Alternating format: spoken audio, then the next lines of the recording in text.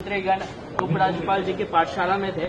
क्या कुछ आप लोग यहाँ से सीख लेके जा रहे हैं? आज हमारे महामहिम राज्यपाल महोदय ने जो उनके नाम आचार्य देवव्रत है, वो नाम ही इतना प्रभावी है और उन्होंने इतना सुंदर आज मार्गदर्शन किया, बहुत ही सुंदर कार्यक्रम किया। ये जैविक ना होकर ये प्राकृतिक खेती के ऊपर कार्यक्रम था और एक 3 प्रकार की खेती है, एक है रासायनिक, एक है जैविक और एक है प्राकृतिक।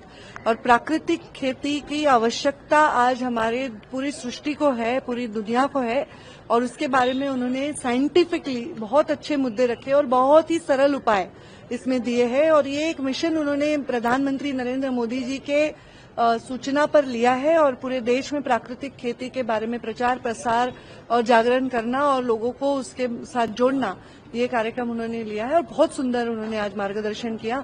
मैं उनका मार्गदर्शन एक क्षण भी मेरा इधर उधर ध्यान नहीं हटा। इतना सुंदर, सच में वो आचार्य की तरह बात कर रहे थे और बहुत सुंदर मार्गदर्शन किया है। और हमारी सरकार ने, हमारे मुख्यमंत्री देवेंद्र जी फडणवीस, इन्होंने अभी प्राकृतिक खेती के ऊपर ज्यादा फोकस करने के बारे में निर्णय भी ले चुका है। इसका एक केंद्र और राज्य का एक अच्छी कमेटी बनकर ज्यादा से ज्यादा जगहों पर प्राकृतिक खेती के प्रयोग किए जाएंगे। जैसे ट्राइबल लैंड है, वहां करेंगे।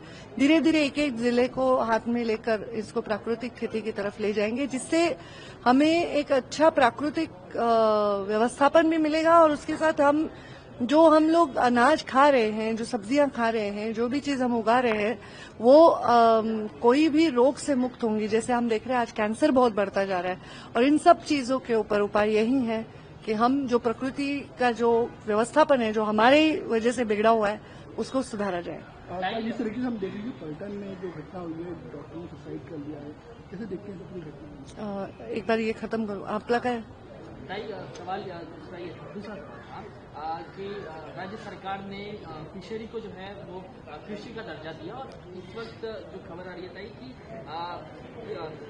एग्रीकल्चर के अलावा अब कृषि में जो है 44% इलेक्ट्रिसिटी में छूट दी जाएगी।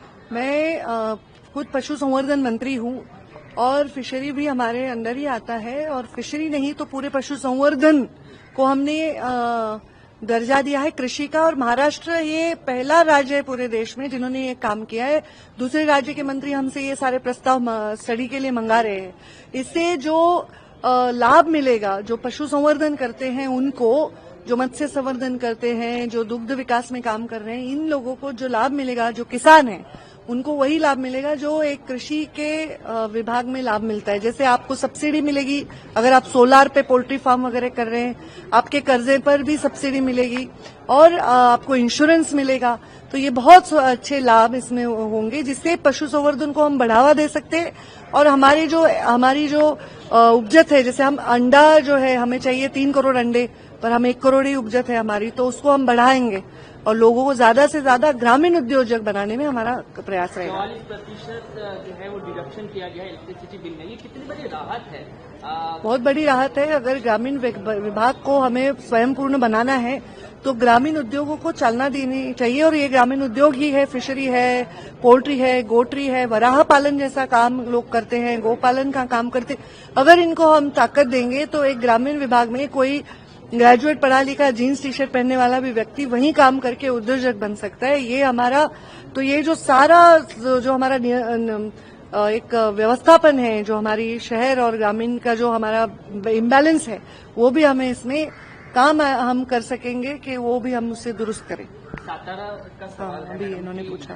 एक सरकारी अस्पताल में कार्यरत डॉक्टर खुदकुशी कर दी और बहुत ही गंभीर जो है आरोप लगाए गए हैं। महाराष्ट्र सहित पूरा देश इसको लेकर शर्मसार है, क्या कुछ कहना है आप?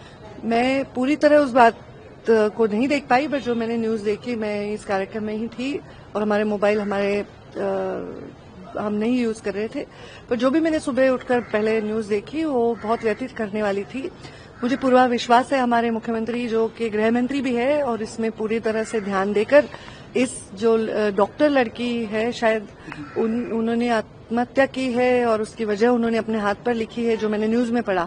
अब इसकी पूरी डिटेल जांच होगी, फोरेंसिक जांच होगी, सारी टेस्ट होंगे, और क्योंकि इसमें मीडिया ट्रायल नहीं करना चाहिए, ऐसे मुझे लगता है। मैं यही कहूंगी कि उस बच्ची को न्याय मिलना चाहिए। एक बच्ची के साथ अगर एक पढ़ी लिखी डॉक्टर जो कितने लोगों की जिंदगी देने का काम करती है, उनके साथ ऐसा होता है तो ये बहुत ही अस्वस्थ करने वाली बात है। मुझे विश्वास है कि गृह मंत्रालय, हमारे मुख्यमंत्री उसमें ध्यान देकर उसको न्याय दिलाएंगे। बाकी चीजें तो जैसे जैसे जांच में आगे आती जाएंगी उस पर पता चलेगा। शायद वहां के गार्डियन मिनिस्टर ने भी कहा है कि इसमें जांच करेंगे। बीते मॉनसून सत्र में राज्य सरकार की तरफ से एक प्रस्ताव रखा गया था। प्रस्ताव ये था कि सांगली का जो इस्लामपुर शहर है उसका नामकरण जो है दूसरा किया जाना, ईश्वरपुर किया जाना चाहिए, और अब केंद्र सरकार ने भी उसको लेकर अपनी स्वीकृति दे दी है। ये कितना बड़ा अचीवमेंट है, क्योंकि बड़े लंबे समय से मांग हो रही थी सांगली वालों की तरफ से। देखिए, ऐसा अगर उन्होंने मांग की है और हुआ है तो मैं उनका अभिनंदन करती हूँ। मैं इतना ही कहती हूँ, ये सब चीजें हमें ऊर्जा देने के लिए अच्छी है, पर बेसिक सीरत भी बदलने के लिए हमने सबको प्रयास करना चाहिए।